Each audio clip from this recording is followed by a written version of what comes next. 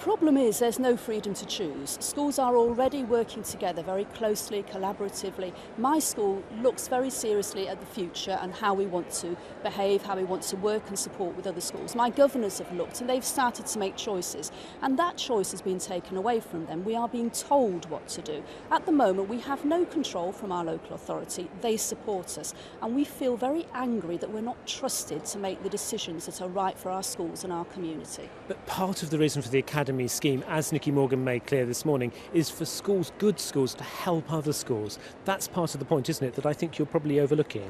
No, I'm not overlooking it at all. That is how schools already work. In Nottinghamshire, we have clusters of schools.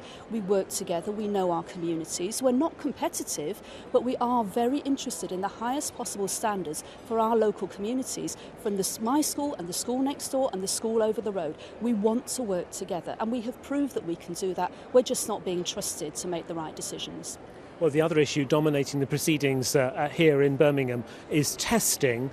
James Bowen, recent headmaster of a school, a primary school, now a spokesman for the National Association of Head Teachers. Testing is very important, isn't it? Nicky Morgan's right, that progress has to be measured.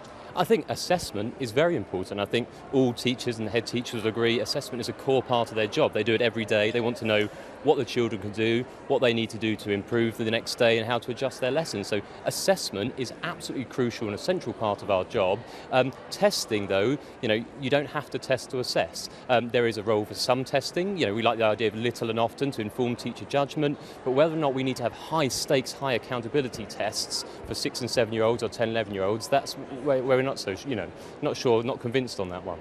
Now, parents feel strongly about that here and there in England. They're threatening to take their children out of school, some of them on Tuesday, in protest at this. Do you support that, taking them out of school? Is that something you support? Well, I think what it shows is the strength of feeling.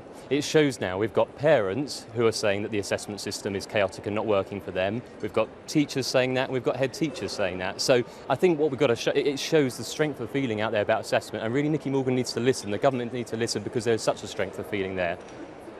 And what do you think of the 1%? She gave a concession. She said that no more than 1% more schools would be judged not to be meeting minimum standards this year as a result of these new tests coming in on the more difficult curriculum. Big concession, really, isn't it? We welcome the concession. For head teachers, it will remove some of that uncertainty. Head teachers, an awful lot of them were very worried with the new tests, and that does remove some of the uncertainty. But really, it's a short-term fix for this year, which we welcome. What we're really asking for is to look at the long term. What we want is an assessment system that works for the children in the long term.